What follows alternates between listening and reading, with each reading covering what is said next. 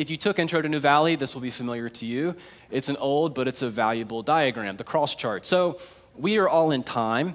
If you can agree with me on that, that'd be nice. And your life is moving along. And unlike the rich young ruler, let's say you believe the gospel and you come to Christ. Well, at that moment of conversion, something dramatic happens to you. You suddenly have a growing awareness of God's holiness and of your sinfulness. And what you have to see is that it's only the cross that can bridge that gap. Unlike this man who doesn't understand what good really means, he thinks he might be able to get there. The gospel is when you're brought to the end of yourself and you say, God, have mercy on me, a sinner, and you see that the gospel is the only thing that can connect you to God, the only thing that can forgive your sinfulness and actually declare you righteous like he is. And now here's the point. As you continue on in your journey, your comprehension of the gospel should grow.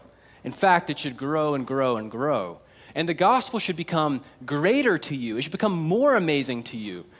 The more years you walk with Christ, the more powerful your worship should be, the more profound. But imagine this. Imagine that instead of the gospel growing, imagine that you continue to see God's holiness, you keep reading the Bible, you continue to feel your sinfulness, but imagine that the gospel to you is the same, it's old hat. That's what I learned when I became a Christian. It's not a living thing in your life. Well, then you're going to have what we call a gospel gap.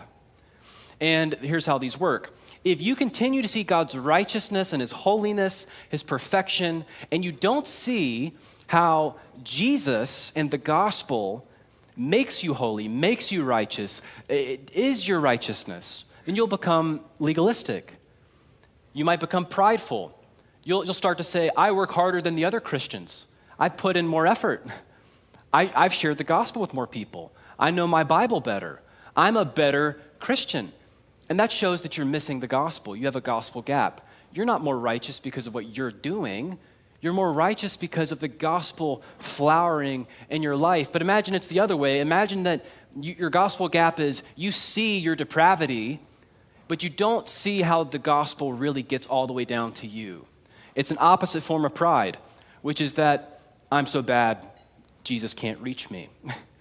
There was a man who came to Jesus one time and said, if you can heal my daughter, please, heal her. And Jesus laughed at him and said, if? What do you mean, if I can heal your daughter?